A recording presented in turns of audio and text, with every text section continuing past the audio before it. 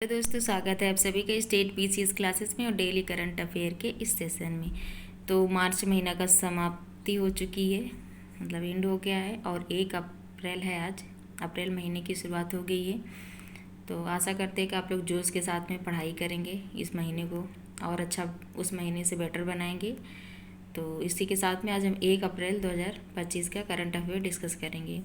Question है कि IIM Ahmedabad ने अपना पहला अंतर्राष्ट्रीय परिसर कहाँ प्रारंभ किया है, करने की घोषणा की है। तो ये जो है इसकी फुल फॉर्म पहले देख लेते क्या है। तो इसकी फुल फॉर्म है इंडियन इंस्टीट्यूट ऑफ मैनेजमेंट।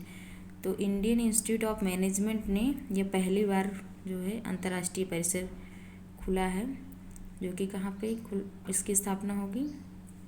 तो ये जो है दुबई में करेगा सितंबर 2025 में, मतलब इसी साल में सितंबर में करेगा। और भारत का जो IIT ऑफशोर है, ऑफशोर कैंपस जो है किस IIT ने खोला है। तो IIT मद्रास ने जो है पहला IIT ऑफशोर कैंपस तंजानिया जिंजीबार में खोला है। और इसकी हेड किसको बनाया गया था। तो इसकी हेड प्रीति अगलायन को बनाया गया था, प्रीति अगलायन को बनाया गया था। और जो IIT दिल्ली है वो भी अपना कैंपस खोल चुकी है, कहाँ पे, दिल्ली में, दुबई में खोल चुकी है। तो ये इंडियन इंस्टीट्यूट ऑफ मैनेजमेंट जो है इसने अपना पहला अंतर्राष्ट्रीय खोला है दुबई में।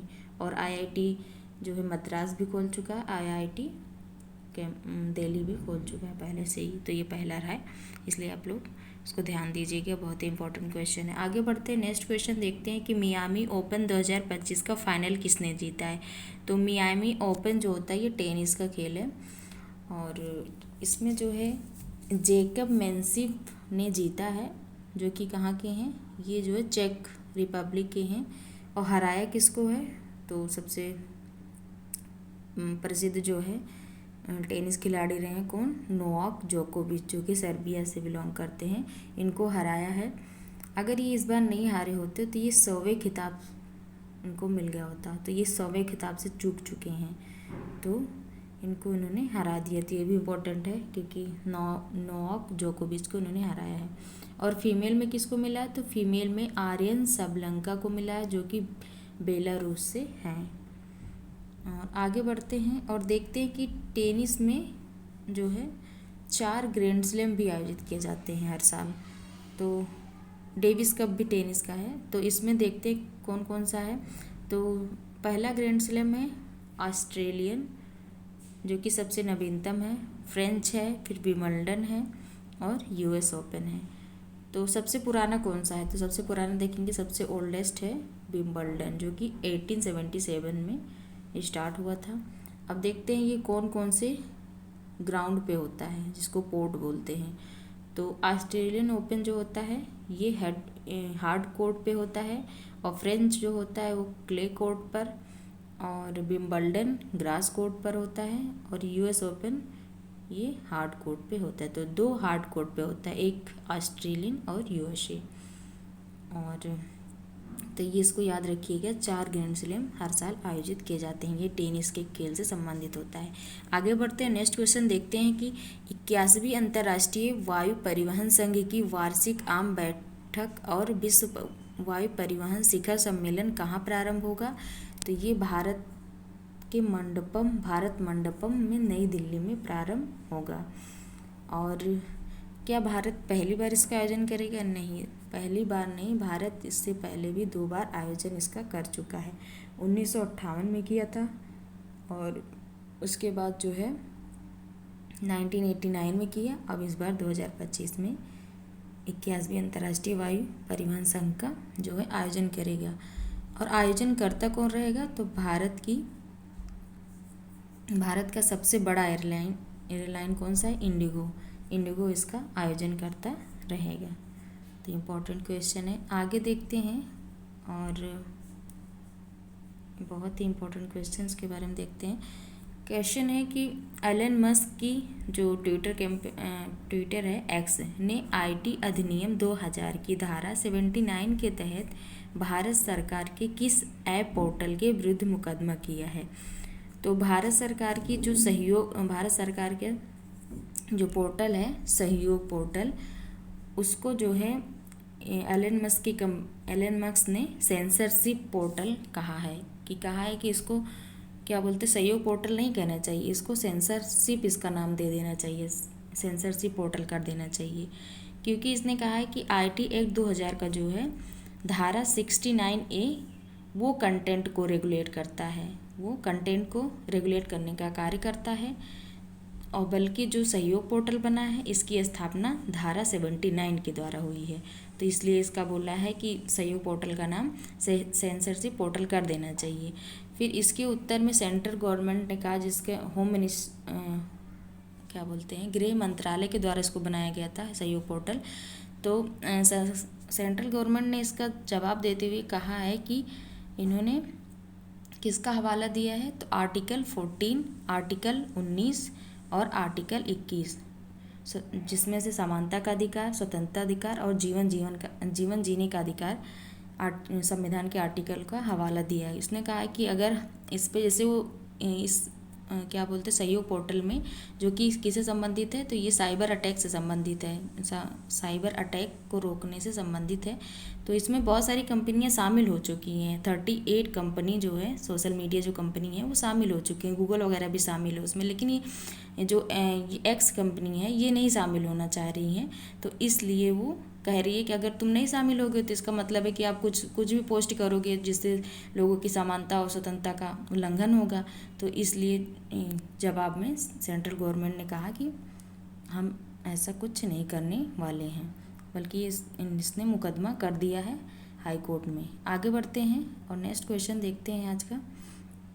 नेक्स्ट क्वेश्चन है कि प्रधानमंत्री नरेंद्र मोदी ने माधव नेत्रालय प्रीमियम सेंटर की आधारशिला कहाँ रखी है, तो इसकी आधारशिला जो है नागपुर में रखी गई है।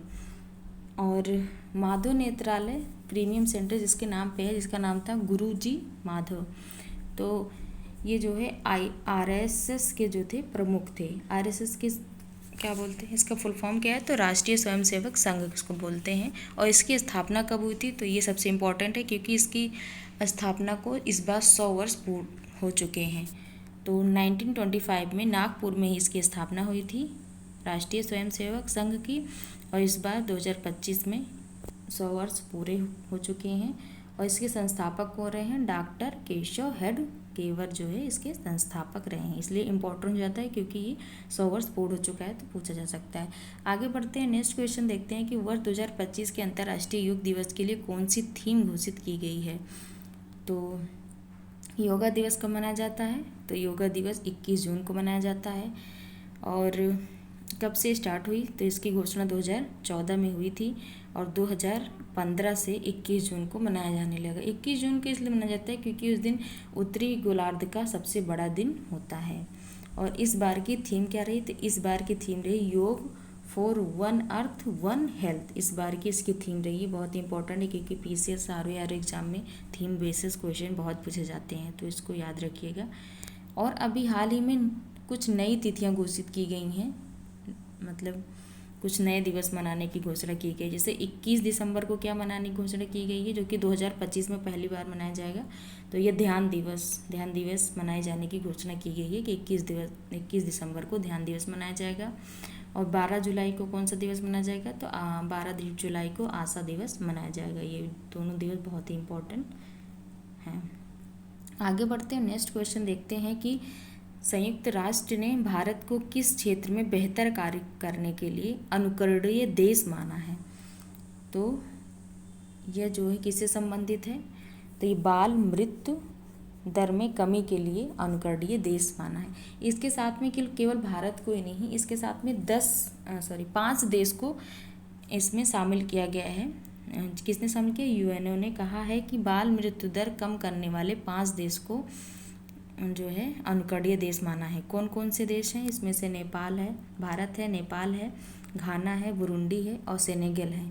ये सभी देशों ने, इन सभी देशों ने अपने यहाँ बाल मृत्यु दर को कम किया। जैसे कि भारत ने ही जो है 2000 से 70% बाल मृत्यु दर कम किया है अपने यहाँ पे।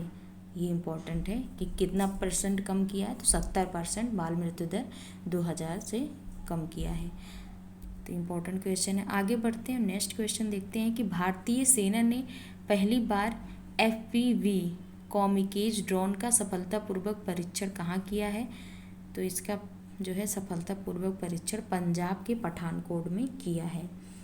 FPV का फुल फॉर्म क्या होता है? तो FPV मतलब फर्स्ट पर्सन व्यू। ये एक सुसाइड ड्रोन है और इसको विकसित किसने किया है? तो DRDO ने इसको विकसित किया है। तो पंजाब पठानकोट में इसका जो है सफलतापूर्वक परीक्षण किया गया है। आगे बढ़ते हैं, नेक्स्ट क्वेश्चन देखते हैं कि अनहद सिंह ने अपना 11वां PSA स्क्वैश टाइटल कहाँ जीता है? तो इसको कहाँ पे जीता है? तो इसका आयोजन मुंबई में किया गया है, वहीं पर ये जीती हैं। और इन्होंने किसको हराया है? तो इसने जो है हेलेन टैंग को, जो कि हांगकांग की है, उनको इन्होंने हरा दिया है। और मेल में किसने जीता है? तो करीम टर्की मिस्र के जो हैं ये जो है जीते हैं मेल में, और हराया अभय सिंह को है। और स्क्वैश अभी तक ओलंपिक में शामिल नहीं हुआ है, और ये जो है लॉस एंजिल में होने वाला ओलंपिक जो कि 2028 में होगा उसमें शामिल होगा। आपको लग रहा है कि आज थोड़ा हम धीरे पढ़ा रहे हैं, तो ऐसे आराम आराम सही से मतलब पढ़ाएंगे तब लोग को अच्छे समझ में भी आएगा। और नेक्स्ट क्वेश्चन है कि अनाथ लॉन्ग पुई स्वच्छता अभियान कहाँ शुरू हुआ है?